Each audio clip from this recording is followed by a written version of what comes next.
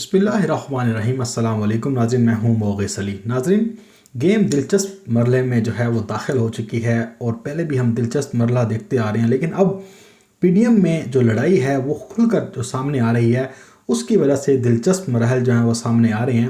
پہلے تو آپ کو بتاؤں گا کہ کیوں بلاول بھٹو نے وزیر اعظم تسلیم کر لیا، یعنی کہ عمران خان کو پاکستان کا وزیر اعظم تسلیم کیا ہے۔ پھر ایک اتنی تیزی کے ساتھ جب ڈیولپمنٹ ہوئی تو مریم نواز کو یاد آیا کہ یہ کیا ہو گیا ہے۔ انہوں نے کیوں پابندی لگائی پارٹی رہنماؤں کی کہ جناب آپ نے بلاول کے خلاف بیان نہیں دینا، ویسا معاملہ کیا بن گیا۔ اور اس کے ساتھ ساتھ دو صحافی جو وظیفہ خوری میں اپنا ثانی نہیں رکھتے تھے، اور ایک تو سب سے زیادہ عمران خان کے مخالف شخص ہے، ان دونوں نے یو ٹرن لیے ہیں، لیکن قوم معافی کا مطالبہ کر رہی ہے، تو یہ کیا معافی مانگیں گے؟ یہ آپ سے میں سوال بھی کرتا ہوں، اور آپ کامنٹ باکس میں بتائیے گا صحیح کہ کیا یہ معافی مانگیں گے، یا ان سے معافی مانگنی بھی نہیں چاہیے کیونکہ یہ اس لائق بھی نہیں ہے۔ لیکن پہلے عمران خان صاحب کو کیا معاملات ہیں اور کیوں انہیں وزیر اعظم تسلیم کیا جا رہا ہے؟ بلاول بھٹو نے پہلے تو یہ کہتے ہیں کہ یہ سسٹم جعلی ہے۔ آپ کو پتہ ہے کہ فضل الرحمان جو ہے وہ کہتا نہیں تھکتا کہ یہ جعلی اسمبلی ہے، جعلی وزیر اعظم ہے، اور جب الیکشن کمیشن میں کوئی قرارداد جمع کرانے جاتے ہیں، یادداشت جمع کرانے جاتے ہیں، تو یہ وزیر اعظم کے نام پر کراس کا نشان لگاتے ہیں، یعنی کہ ہم عام زبان میں کہوں تو کاٹا لگا دیا جی انہوں نے۔ تو یہ وزیر اعظم نہیں مانتے تھے۔ اب انہوں نے کیا کیا ہے، جو طریقے عدم اعتماد کا معاملہ ہے، پہلے تو ان سے پوچھا جائے کہ جناب آپ نے آر پار کا معاملہ کیا تھا، دسمبر کا معاملہ کیا تھا، آپ روزانہ حکومت گرا رہے تھے، کبھی عثمان بزدار، کبھی کاف لیگ کے پاس، کبھی ایم کیو ایم کے پاس جا رہے ہیں، بڑا معاملہ، مطلب ایک ملک کی سیاست میں ہلچل تھی، لوگ ذہنی طور پر سکون میں نہیں تھے کہ یار یہ کریں گے کیا اپوزیشن والے۔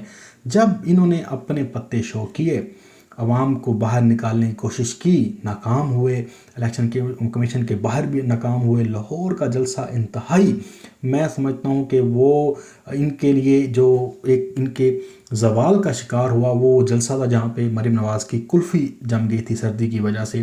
اور پھر ملتان کا آپ دیکھ لیں، اسی طرح سے پشاور کا دیکھ لیں، بڑی جگہوں پہ یہ بیچارے بد نصیب جو ہیں، اب بد نصیب بھی کہیں انہیں، یا آپ جو مرضی کہہ لیں، بد نصیب تو نہیں ہے یہ، ان کے نصیب اللہ نے اچھے لکھے ہیں، کیونکہ دیکھیں بڑے خاندانوں میں پیدا ہوتے ہیں، بڑے بڑے عہدے لے لیتے ہیں، ان کی زندگی میں کبھی بھی جو ہے محنت مشقت نہیں ہوتی، یہ ہمیشہ سے جو ہے سونے کا چمچ لے کر پیدا ہوتے ہیں۔ وہ یہی آ جاتا ہے نا کہ جیسے سوشلزم میں کہا جاتا ہے کہ ان سارے وڈیروں جاگیرداروں سے پھر جاگیرداریں جو ہیں جاگیریں چھین لینی چاہیے، پھر سوشلزم مانا چاہیے کہ جو مساوات کے طور پر سارا دیکھا جائے۔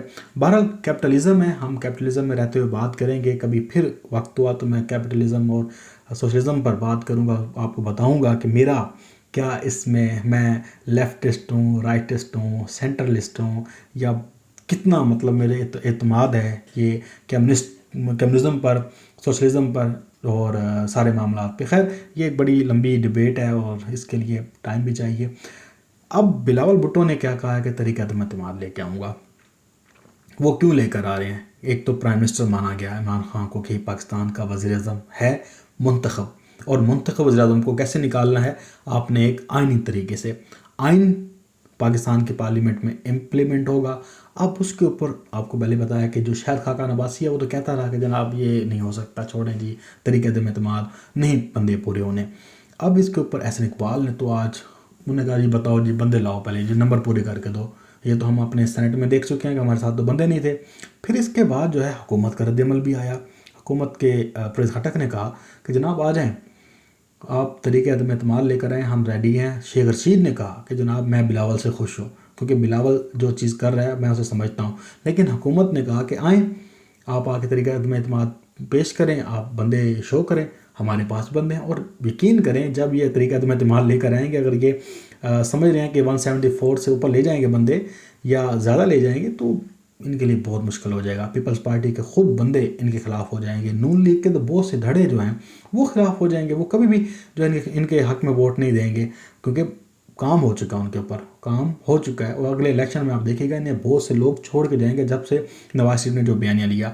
اب یہ سب ایک پورے میڈیا میں ایک کورام مچ گیا کہ جناب پی ڈی ایم میں ٹوٹ پھوٹ ہو گئی، اس میں दरार पड़ गई। और ये तो हम पहले भी कहते आ रहे हैं, आपस में इनकम नहीं मिलता, मतलब जितने लफ्ज़ खेल सकते थे लफ्ज़ों के साथ वो खेला गया और दरारें दिखाई गई और कभी पंच मारे जा रहे हैं, कभी क्या क्या क्या सब कुछ दिखाया जा रहा है। लेकिन मरीम नवाज़, फिर नवाज़ शरीफ ने ऊपर से हदायत जारी की कि जनाब ये तो बड़ा मामला ख़राब हो गया है। तो मरीम नवाज़ ने फिर अपने पार्टी के लोगों को कहा कि बिलावल भुट्टो के ख़िलाफ़ आपने अब बयान नहीं देना, क्योंकि इससे पीडीएम कमज़ोर होगी। अगर पीडीएम कमज़ोर हुई तो हमारे खिलाफ़ केसेस खुल जाएंगे। हमने जो थोड़ा बहुत प्रेशर बना रखा है, जो हुकूमत को काम नहीं करने दे रहे, जो हम एक लोगों को उम्मीद लगा के बैठे हैं, ये टूट जाएगी। अभी भी टूट के गया, जो पत्ते थे सारे शो हो गए और अब पता चल गया कि इन तिलों में तेल नहीं है। तो क्या किया कि उन्होंने कहा कि जी इनके खिलाफ़ बयान नहीं देना, कि जो ये कहना है कि जो बिलावल कह रहा है वो नवाज शरीफ के मशावरे से कह रहा है। हालांकि नवाज शरीफ आपके सामने पहले भी इनकार कर चुका है, जनाब मैं कुछ भी नहीं कर सकता, हम पार्टी के अंदर ये बात नहीं कर सकते, ना ही तरीक़े एतमाद लेकर आ सकते हैं। तो अब ये इन्होंने, मरीम ने क्या किया कि रोक दिया उनको कि यार कोशिश की जाए कि जनाब ये सारा मामला जो है वो पीडीएम के ऊपर ना पड़े।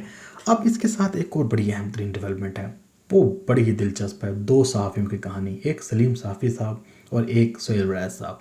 सलीम साफ़ी साहब तो बुक्स में इतने इमरान खान साहब के अंधे हैं कि उन्होंने कभी माफ़ी नहीं मांगी। उनको सिर्फ एक चीज़ चाहिए होती है कि इमरान खान साहब के ख़िलाफ़ कोई ख़बर आ जाए, उसके ऊपर वो ट्वीट भी करते हैं, उसके ऊपर वो अपना तज़िया भी देते हैं, चाहे वो झूठा हो सच्चा हो वो आपको पता है। अब उन्होंने एक कॉलम लिखा है। कॉलम क्या है जी, पीडीएम जमातों के नज़दीक पीपल्स पार्टी की डील हो गई है। बिलावल भुट्टो तरीके अदम एतमाद पर नवाज शरीफ और मौलाना फजल रहमान को कायल करने में नाकाम हैं। इनको पता है कि बिलावल भुट्टो जरदारी तमाम कोशिशों के बावजूद खुद वापस आएंगे। पीपल्स पार्टी का मौजूदा सिस्टम में स्टेक सबसे ज़्यादा है। मौजूदा असम्बलियों को जारी रखना तरीके इंसाफ के लिए ज़रूरी है। इतना ही पीपल्स पार्टी ही ज़रूरी समझती है। पीपल्स पार्टी ये समझती है कि अगर दोबारा इलेक्शन हुआ इनको शायद सिंध भी ना मिले। इस तरह बिलावल भुट्टो कभी भी तरीक़े अदम एतमाद की बात पर नवाज शरीफ और फजल रहमान को कायल नहीं कर सकते। अलबत्ता पीडीएम की तमाम जमातें इस बात पर कायल हैं कि आसद जरदारी और बिलावल भुट्टो की किसी हद तक डील हो गई है। अपने ज़ाती मसाइल के हवाले से भी रियायत भी ले ली है। ये इन्होंने कहा है कि डील हो गई है, क्योंकि कुछ हो नहीं रहा, बन नहीं रहा, कोई मामला नहीं चल रहे, क्योंकि सीधा आइन बताता है। इन्होंने एक और कॉलम भी लिखा, उसमें उन्होंने कहा, ये इन्होंने तजिया किया, मैं माजरत चाहता हूँ, एक कॉलम लिखा फिर इन्होंने फजल रहमान के हवाले से कि फजल रहमान ख़तरनाक होंगे। क्यों ख़तरनाक होंगे कि जनाब वो उन्होंने नवाज शरीफ की बात नहीं मानी, इस्टेब्लिशमेंट की बात नहीं मानी थी, तो उन्होंने हुकूमत बनवा दी थी पीपल्स पार्टी की। तो अब अगर इन सारी जमातों से निकल भी गए तो फजल रहमान मुल्ला उमर बन जाएगा, जो अफ़गानिस्तान में। तो हुकूमत उनने एस्टेब्लिशमेंट को कहा कि जनाब आप मुल्ला उमर ना बनने दें। पहले तो ये सारे लगे रह गए कि यार ये जो पीडीएम है इनमें बड़ा मजबूत इत्तेहाद है, ये हुकूमत को गिराने के लिए निकले, लेकिन अब ये खुद ऐसा ऐसा पीछे हटते जा रहे हैं और कह रहे हैं कि जनाब दरार पड़ गई है।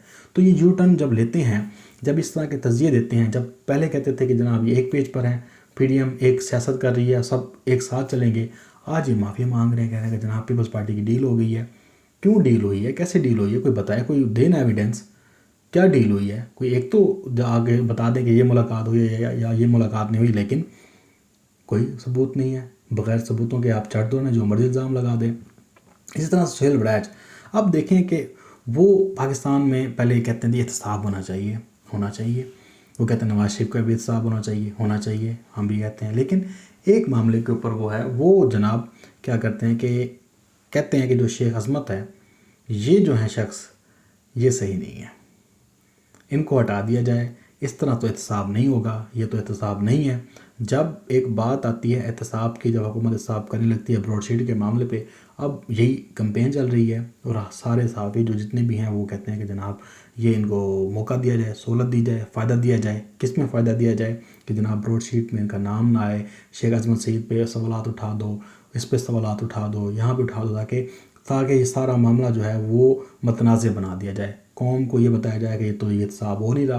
तो अब ये एक तरफ कहते हैं एहतसाब हो, हम इस हक़ में हैं, लेकिन जब शरीफ ख़ानदान का एहतसाब होने लगता है तो ये कहते हैं जी नहीं, ये तो मुतनाज़ है बंदा, ये तो होना नहीं चाहिए।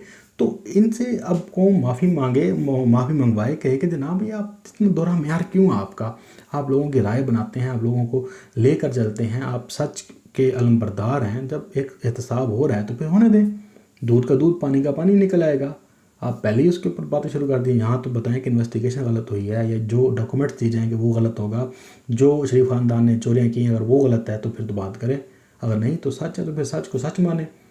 लेकिन आप बताएं कि ये क्या माफ़ी मांगेंगे, ये कभी भी नहीं मांगेंगे। کبھی بھی نہیں مانگیں گے۔ اپنا بہت سارا خیال رکھیے گا، مجھے اپنے دعاؤں میں یاد رکھیے گا۔ اللہ حافظ۔ پاکستان زندہ باد۔